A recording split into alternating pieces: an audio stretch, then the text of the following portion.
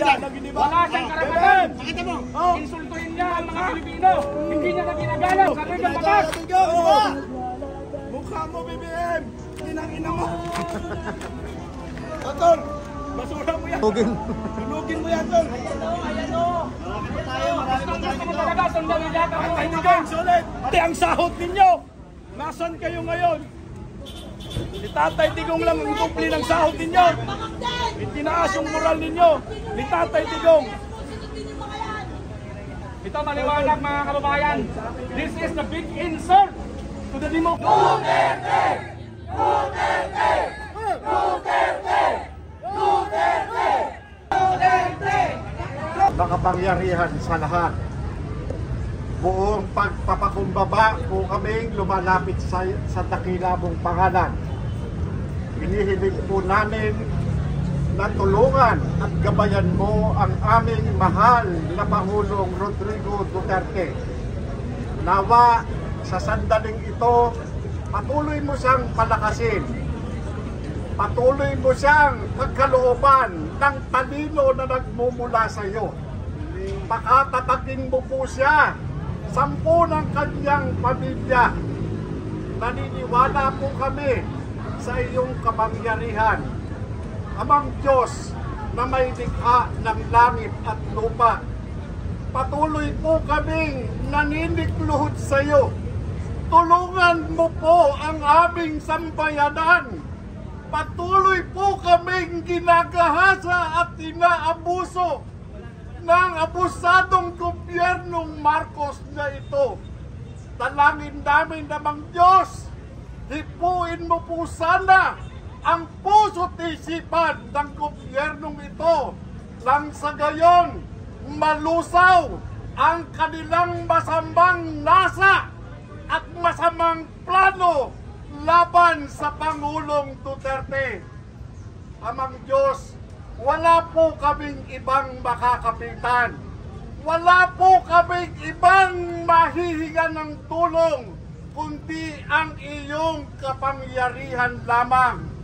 Amang Diyos, sa pamamagitan po nito, narito po ang taong bayan, nagmamasid, nag-aantay po, patuloy na umaasa sa iyong mababang kalooban.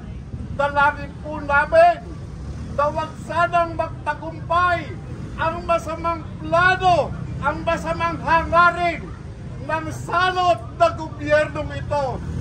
Pinanghahawakan po namin yan, namang Diyos. Hakay ng aming pag-ibig at pananampalataya na hindi mo kami pababayaan.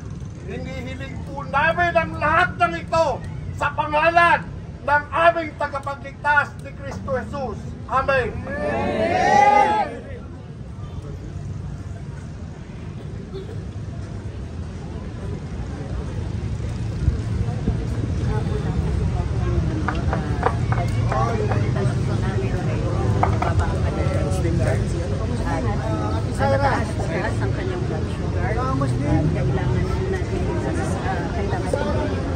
Galit ng lahat ng Pilipino, mapakabataan, magulang, ano po, at yung pagmamahal ng lahat para sa Pangulong Duterte. Alam niyo po, ako po kasi bata po eh.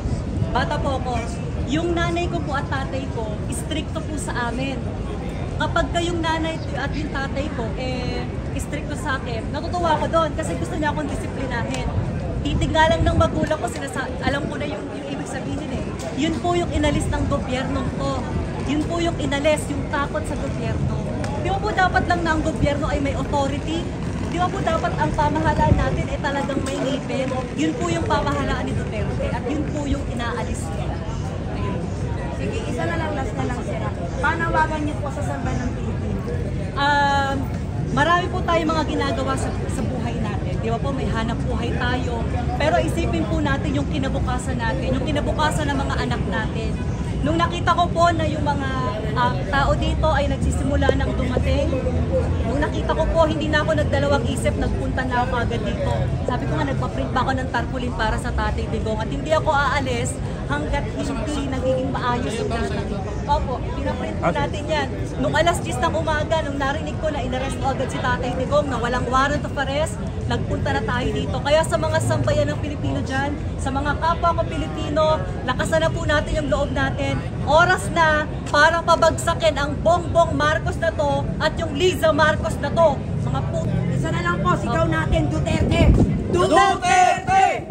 Duterte! Duterte!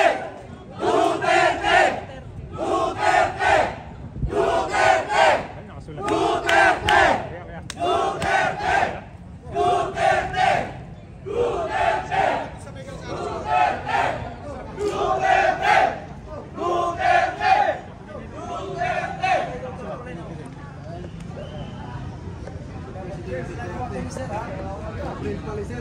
Ang Pangulong Duterte, kinailangan na ikampanya ang war on drugs para sa mga anak natin, para sa aming mga kabataan. Tandaan po natin, ang Pilipinas lubog na sa droga at walang kahit na isang Pangulo, simula kay Ferdinand Marcos Sr.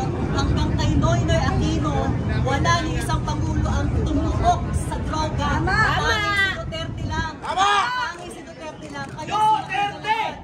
Duterte! Duterte! Duterte! Duterte! Duterte! Duterte! Duterte! Duterte! Duterte! Duterte! Duterte! Duterte! Duterte!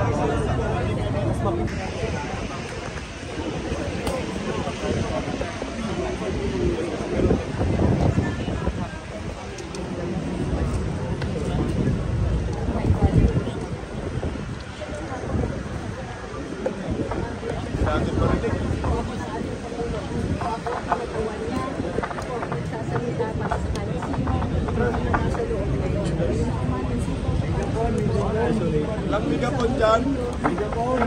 Bawal walang megapon. Di marinig.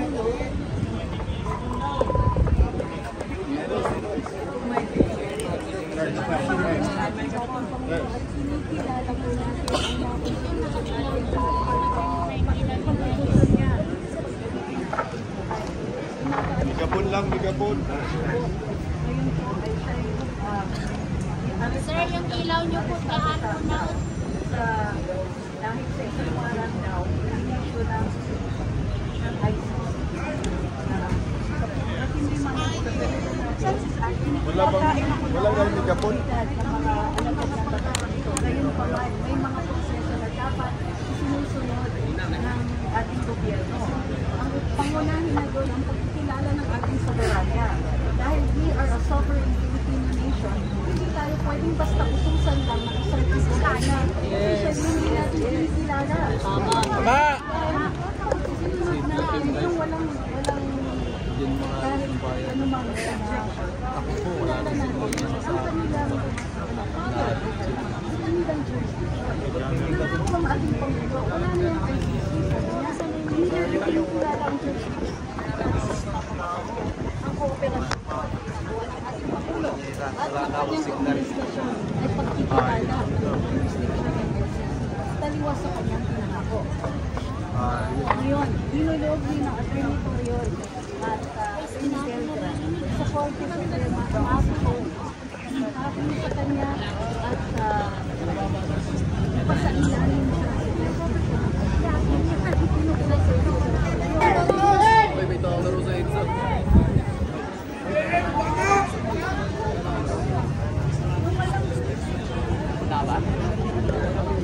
Kang magbilang, lahat ibigay mo. So, kung ano man ang mangyari kay PRRD, handang-handa siya dyan. pinapakita niya sa atin ganito magmahal sa Pilipinas. And in closing, pwede ko bang basahin ang sinulat ng statement ng Vice President? Maiksi lang.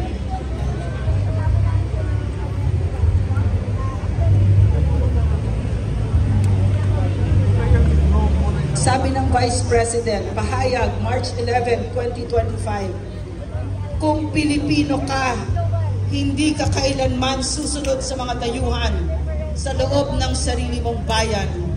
We are not Filipinos for nothing. Isinuko ni Bongbong Marcos ang soberanya ng Pilipinas ngayong